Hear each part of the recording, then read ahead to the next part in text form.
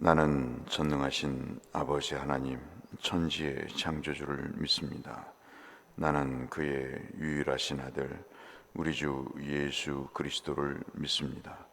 그는 성령으로 잉태되어 동정녀 마리아에게서 나시고 본디오 빌라도에게 고난을 받아 십자가에 못 박혀 죽으시고 장사된 지 사흘 만에 죽은 자 가운데서 다시 살아나셨으며 하늘에 오르시어 전능하신 아버지 하나님 우편에 앉아 계시다가 거기로부터 살아있는 자와 죽은 자를 심판하러 오십니다. 나는 성령을 믿으며 거룩한 공교회와 성도의 교제와 죄를 용서받는 것과 몸의 부활과 영생을 믿습니다. 아멘. 찬송 508장. 우리가 지금은 나그네 되어도. 우리가 지금은 나그네 되어도 화려한 천국에 머지않아 가리니 이 세상 있을 때 주 예수 위하여 끝까지 힘써 일하세. 주 내게 부탁하신 일 천사도 흠모하겠네. 화목해 하라신 구주의 말씀을 온 세상 널리 전하세. 주 예수 말씀이 온 세상 만민들 흉악한 죄에서 떠나라 하시니 이 말씀 듣고서 새 생명 얻으라. 이 기쁜 소식 전하세. 주 내게 부탁하신 일 천사도 흠모하겠네. 화목해 하라신 구주의 말씀을 온 세상 널리 전하세. 영생의 복락과 천국에 갈 길을 만백성 알도록 나가서 전하세. 주 예수 말씀이 이 복음 전하라. 우리에게 부탁하셨네. 주 내게 부탁하신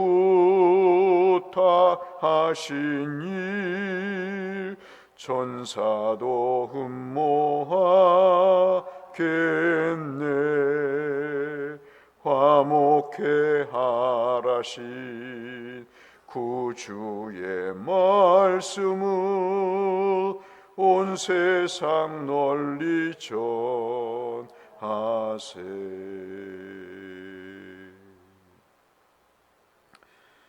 마태복음 5장 21절에서 26절의 말씀을 보겠습니다.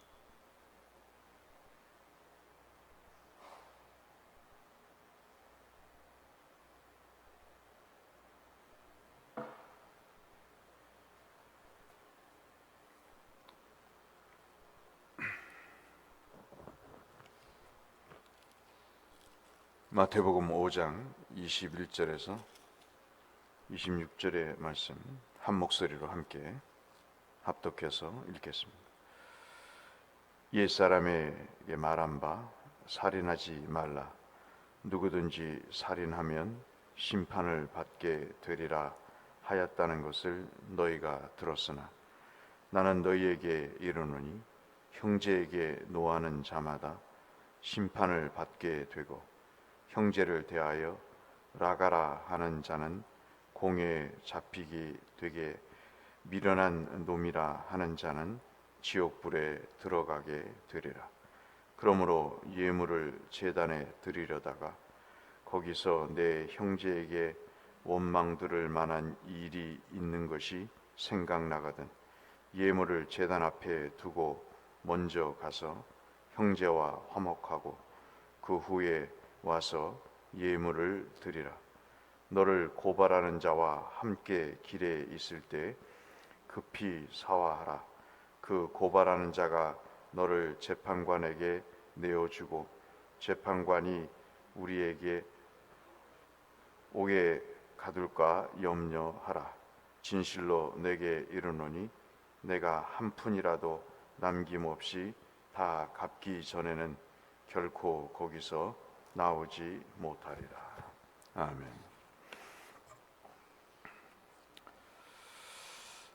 이제 우리가 팔복을 함께 나누고 나서 마태복음 우리가 읽었던 5장 21절 말씀부터 48절까지의 말씀은 앞에 우리가 말씀을 나눴던 근본적인 율법의 정신이었던 사랑이라고 하는, 즉 십자가로 대변되는 그 사랑에 대한 내용을 완성하러 오셨다고 하는 주님의 지난주에 살펴봤던 17절부터 20절까지의 내용을 어떻게 구체적으로 적용할 수 있을까?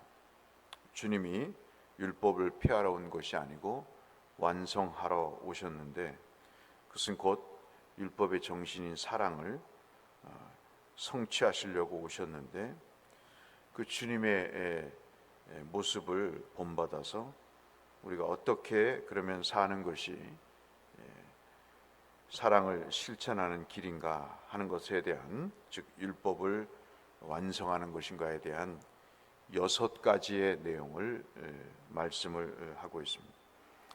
여러분 읽지는 않았지만 33절을 한번 5장의 말씀을 보시면 이렇게 되어 있습니다.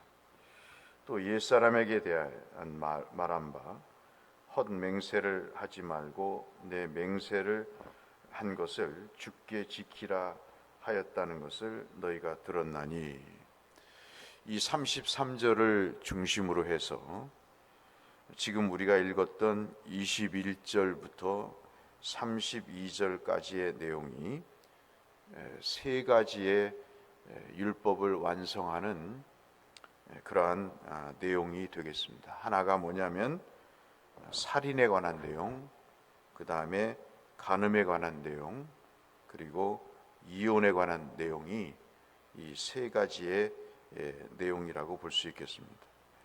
간음과 이혼은 서로 관련이 있게 됩니다. 그래서 이 살인부터 이혼에 관한 내용은 하나님의 백성이 계명을 받았을 때 이 원래의 의도가 뭐냐? 그것은 사랑인데 사랑에 대한 내용이 없이는 살인과 간음과 이혼이 행해지게 된다. 그래서 이 공동체, 가정에서 해야 될 3가지의 일에 대해서 이야기를 하고 있습니다. 그 다음에 우리가 봤던 33절부터 48절까지의 내용은 역시 3가지인데 말씀드렸던 33절의 맹세와 그 다음에 보복하는 것과 원수를 사랑하는 것. 그래서 보복과 원수를 사랑하는 것은 같은 관련이 있는 것이죠. 그래서 이것은 3가지는 바로 사회생활에서 하나님의 율법의 정신인 사랑을 어떻게 실천할 것인가, 맹세하지 않고 보복하지 않고 원수를 사랑하는 것으로 그렇게 세상과는 완전히 반대되는 삶을 살 때 우리가 비로소 율법의 사랑의 정신을 실천하는 것이다, 이렇게 설명을 하고 있습니다. 그 중에서 오늘 우리가 첫 번째 살펴볼 내용이 바로 이 살인에 관한 내용입니다. 살인에 관한 내용을 주께서 말씀하실 때 이 살인이 분노와 연결이 됐다는 것을 기억하셔야 될 것 같습니다.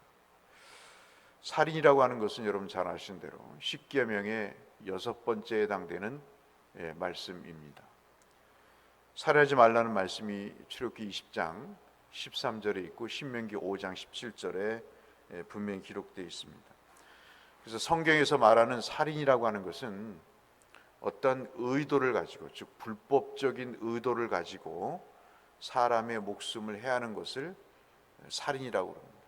그러니까 우발적인 살인이 있고 의도적으로 내가 저 사람을 죽여야 되겠다 하는 그런 의도를 가졌을 때 십계명에서 말씀하시는 바로 출애굽기 20장 13절과 신명기 5장 17절에 말씀하시는 그 살인에 관한 내용을 우리가 그것이라고 볼 수 있겠습니다.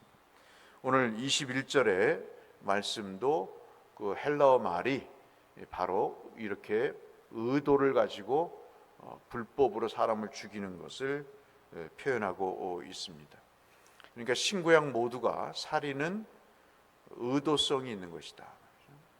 그 의도가 있다는 것은 의도는 마음에서부터 비롯되는 것이다. 그래서 말씀을 보시면 오늘도 이 6계명의 내용을 들어서 좀 더 고차원적으로 설명을 하고 있습니다. 지금 우리가 앞으로 볼 내용을 보시면 패턴이 똑같습니다.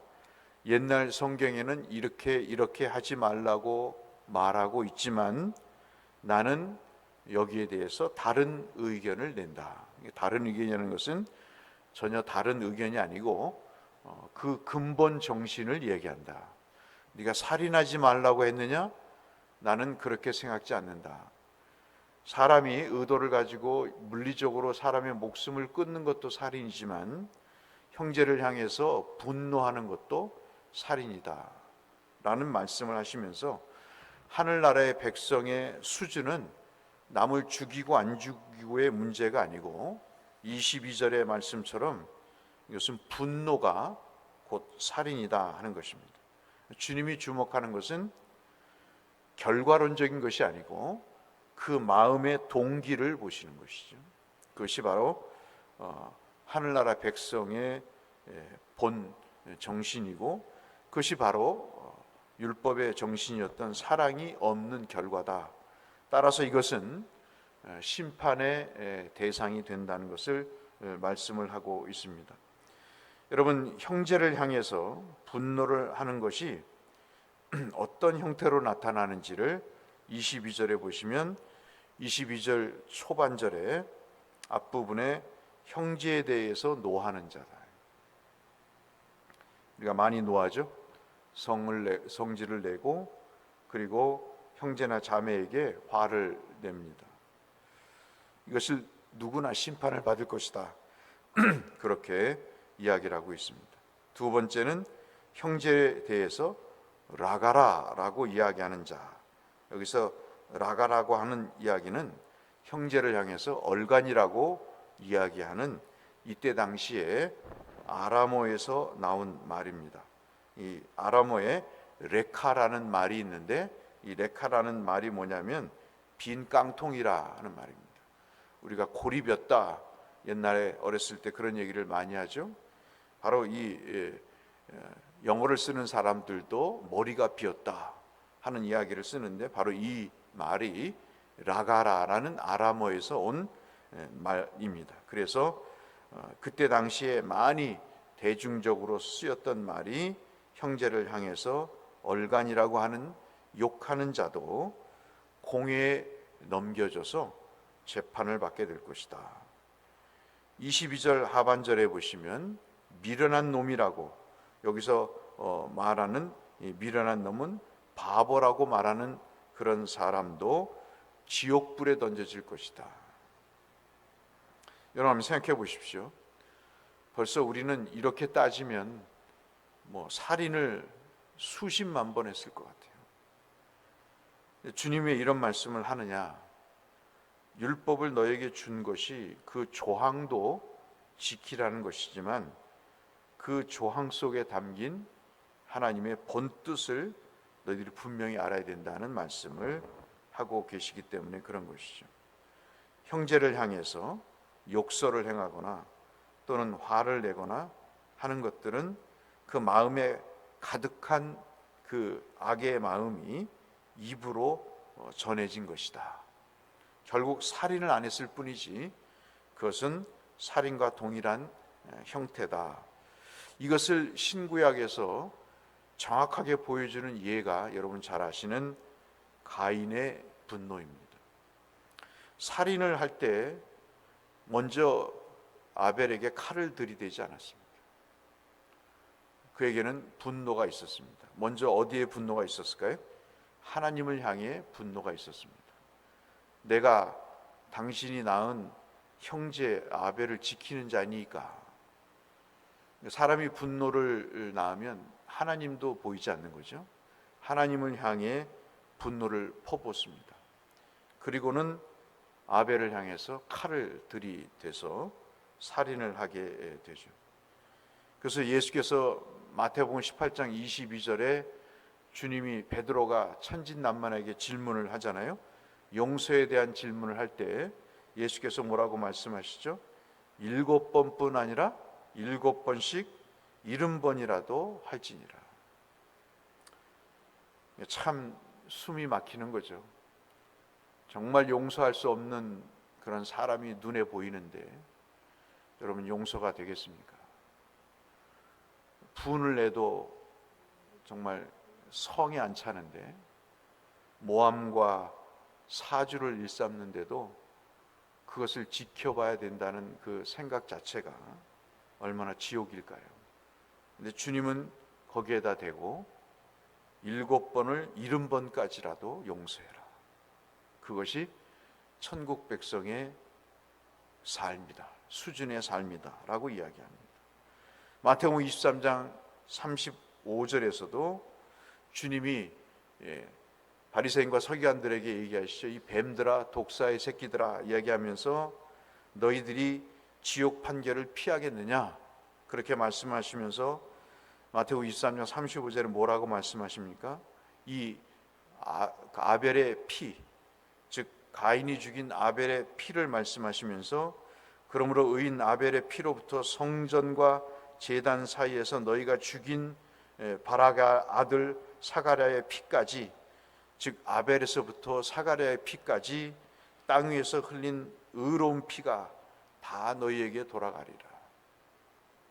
늘 말씀드리죠. 피눈물을 흘리게 하면 남에게 그 피가 반드시 돌아갑니다. 그걸 회개하지 않고 그것을 지속하면 그 사람과 그 사람의 후손은 하나님의 이 약속대로, 이 말씀의 선언대로, 이것이 제자가 한 얘기가 아니고 주께서 하신 말씀이지요. 그래서 오늘 이 말씀을 드리면서 참 하늘나라의 백성의 삶의 수준은 율법 조항의 그런 내용을 지키는 수준 이상의 것임을 말씀을 하면서 특별히 형제에 대한, 가족에 대한, 그리고 교회 공동체에 대한, 그리고 우리가 일하는 일터에 대한 그런 의의 내용을 설명을 하고 계시는 것이죠. 오늘 마지막으로 말씀을 드릴 것은 저와 여러분이 정말 어제도 어떤 분에게 제 목양실에 들어와서 말씀을 나눌 때 말씀을 드렸습니다마는 하나님의 자리에 서서는 안 됩니다. 하나님의 자리에 서서 하나님처럼 심판하는 행위를 하지 말아야 됩니다. 그것이 괴롭고 힘들죠. 손쉽고 처단하고 욕하고 비방하고 그리고 어떤 결정을 내리는 것이 너무나 쉽고 정의로운 일일 수가 있겠습니다. 그러나 그 마음의 동기가 어디에서부터 비롯되는가는 분명히 살펴봐야 될 내용이라고 오늘 주님은 말씀하고 있습니다. 마지막으로 말씀드리고 싶은 것은 에베소 4장 26절의 말씀입니다. 분을 내어도 죄를 짓지 말며 해가 지도록 분을 품지 말라고 하시는 주님의 말씀을 기억하면서 우리가 하나님 하늘나라의 백성으로 사는 것이 참 쉽지 않지만, 그러나 어떻게 하겠습니까? 하나님의 그 성령의 감동하심에 의지해서 나는 이렇게 살 수 없으나 하나님이 내게 은혜를 베푸사 이렇게 살 수 있도록, 적어도 에베소 4장 26절의 말씀처럼 분을 낼 수 있지만 주는 죄를 짓지는 말게 해달라고, 해가 지도록 분을 품지는 말게 해달라고, 오히려 그 불쌍한 영혼을 위해서 기도하고 하나님, 내가 저 사람을 사랑할 수 있게 해달라고 기도할 수 있는 그런 사람이 되도록 성령께서 내 마음에 감동을 주시도록 기도하신다면, 오늘 이 말씀을 우리가 살펴보는 중요한 의미가 있겠다 하겠습니다. 이 말씀에 우리 모두 동의하면서 하나님 앞에 하늘나라의 백성으로 성령의 도우심을 따라 살아가시는 우리 모두가 되시기를 주의 이름으로 축원합니다. 거룩하신 아버지, 참 어려운 말씀을 나눴습니다. 앞으로 5가지의 내용을 더 나눠야 될 것 같습니다. 하나님, 우리의 마음에 감동을 주시고 가인과 같은 삶의 실수와 오판이 없도록, 하나님 범죄가 없도록 우리에게 성령의 감동하심을 주셔서 하나님 아버지, 우리의 마음에 천국이 임하도록 주께서 은혜를 더하여 주옵소서.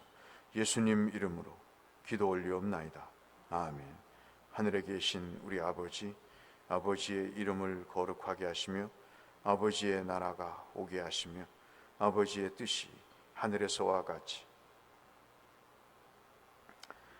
오늘 우리에게 일용할 양식을 주시고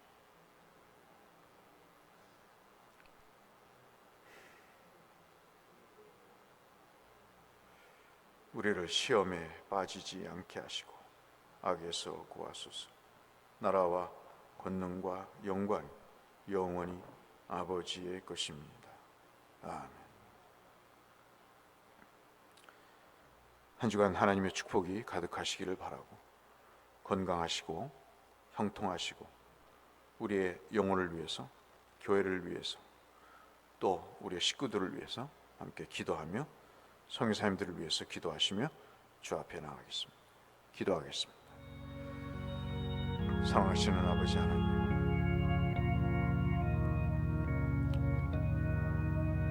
오늘도 은혜를 주심을 감사합니다.